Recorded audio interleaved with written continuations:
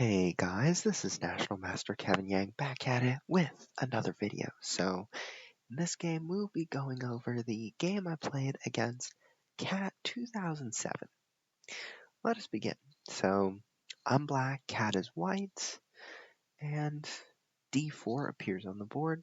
I decide to go for what is called a symmetrical queen's pawn opening. So, essentially, I control this square, Cat controls this square. Nothing big, just symmetrical development, controlling the center and doing all that. E3, E6, knight F3, and now bishop D6. And at this moment, white plays the move knight C3. So I believe the main move here is the move bishop G3. Now you might ask, what is the difference of trading it here versus trading it here?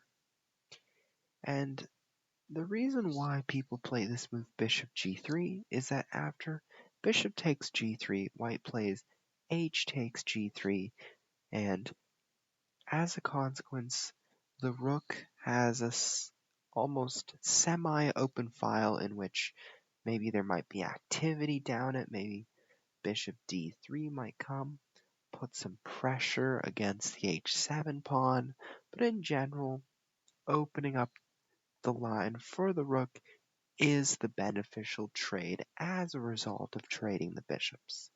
And instead, knight c3 happened, and say if I take here, if I take here, the pawn could take, but there's no h file, sort of advantage to the trade. But one thing that's good about this trade is that there's more control over the e5 square. And sometimes that can be a good thing, but also white has to watch out if eventually this pawn becomes a target. Like for example, knight e7, knight g6. But let me just illustrate what I'm saying, because sometimes the arrows are confusing. So for example, bishop takes f4, e takes f4, and let's say black plays knight e7, right? Then after bishop d3, knight d7, castles. Let's just say after castles, white plays knight e5, but then,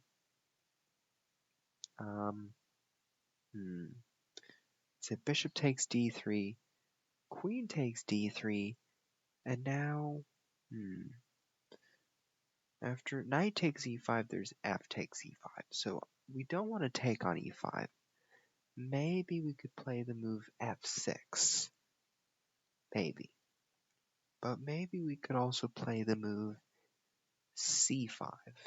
And sort of, eventually we want this knight to move out. We want the knight to come to g6 and attack this weak f4 pawn. So I'm just saying that sometimes this pawn may be a very critical defender of the e5 square, but it might also be a weakness in the future. So I'll sort of illustrate that in the game.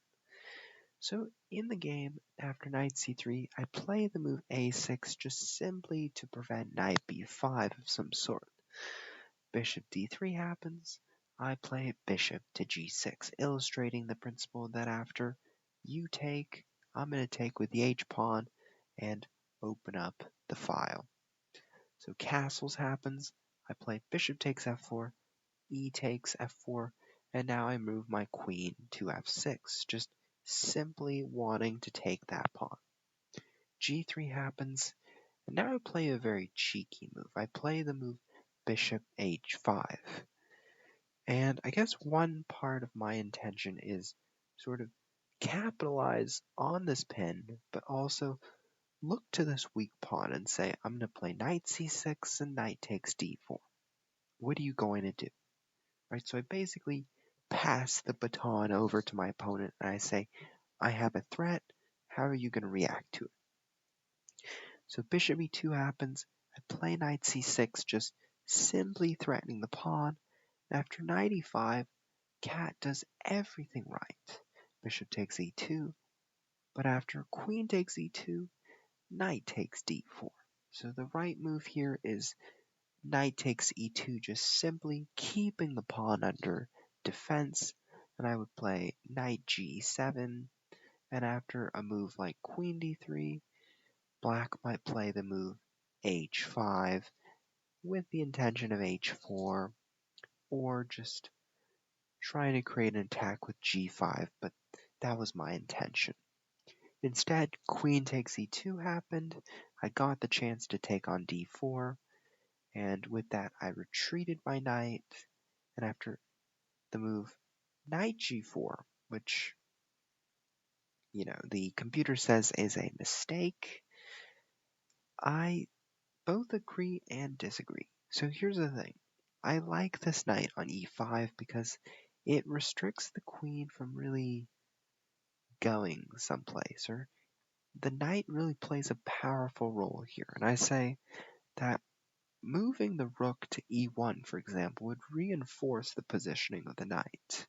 What black would do would be to play knight g7, and then after something like rook a d1, then, it's sort of like these three pieces are sort of clumped on this king side, all because the knight is sort of restricting the movement of the queen to go anywhere, or it's just restricting the freedom of the pieces here.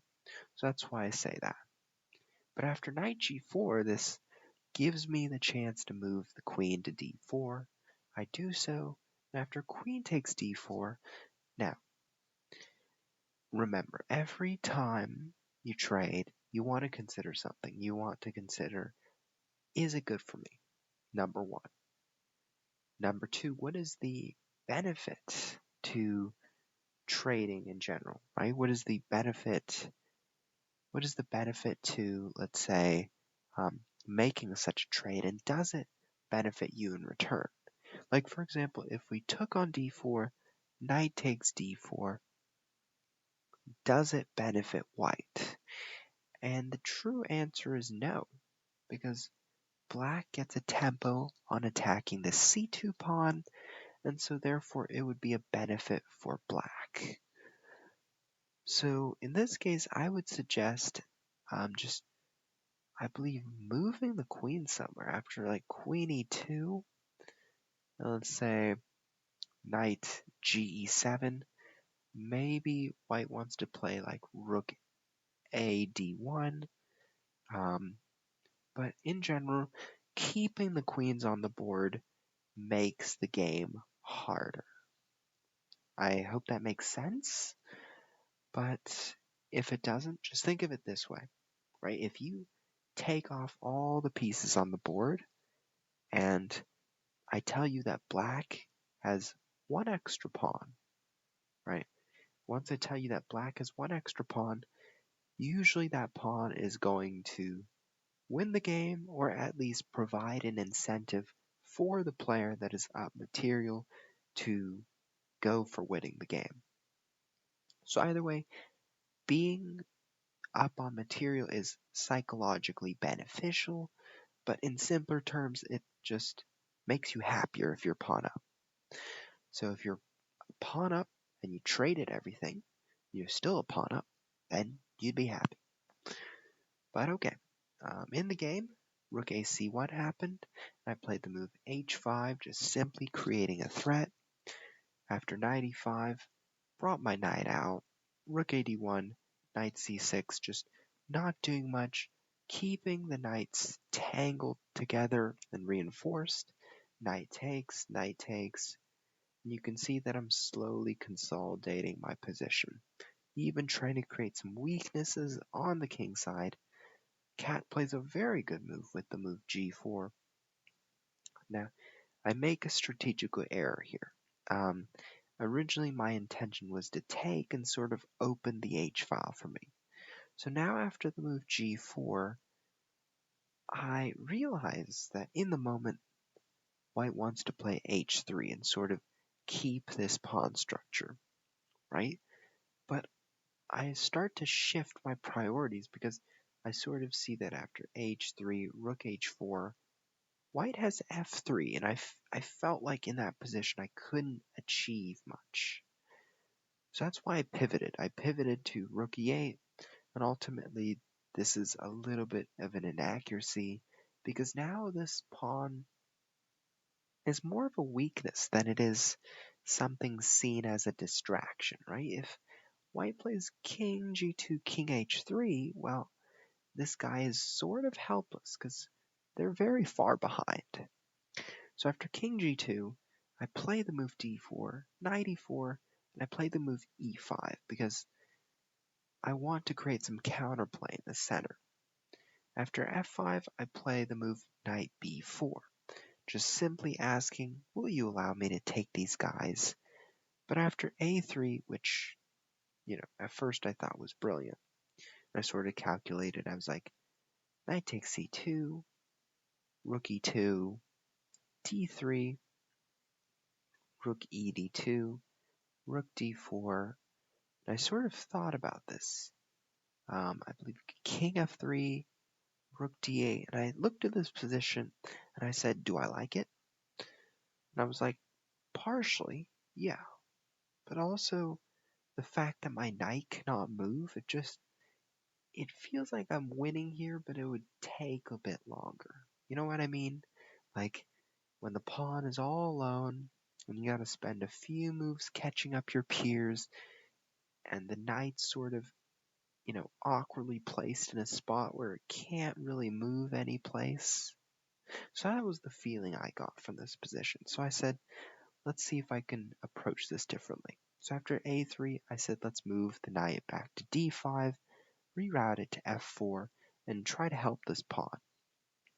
King f3, f6. Now, just basically solidifying my pawn structure, trying to get some time. So after rook g1, I think this is a very interesting plan from Kat. Just going for g5, maybe trying to instill a weakness on this square, perfectly valid. So after rook h8, I make the claim that after g5, I'm going to make a move like rook h5 or something like that, just to try to pressure this f5 pawn indirectly. So after king g4, I was planning something like rook h or rook dh8 because I thought, okay, after c3, I'm going to play h3. And then I'm going to use this square and maybe try to infiltrate on the h file. But things are not easy as it seems. But here Kat plays h3, and I immediately say, knight f4. Just cracking down on this h pawn, forcing white to play rook h1. And after this gives me some time. And I play the move b6. Now, the main reason for b6 is number one, to establish this pawn on c5, bring the pawn to c4, run the king up a little bit. That's my main goal. So after rook d to g1, this is my main outlet. Now I get to play d3. After c takes d3, rook takes d3 is, in fact, checkmate. So rook c1 happens, and now I play d takes c2, once again threatening the checkmate. After knight c3, now there is a clever mating net. Rook d3, king e4, and the other rook to d8, threatening that big clump of meat into the center. So that is good game. So how did I essentially win this game? Well, it just wasn't easy. For one, it really depended upon knight takes e2 and me getting this pawn. And secondly, my job was made easier by just trade of queens, right? My job just felt a little bit easier in converting the position.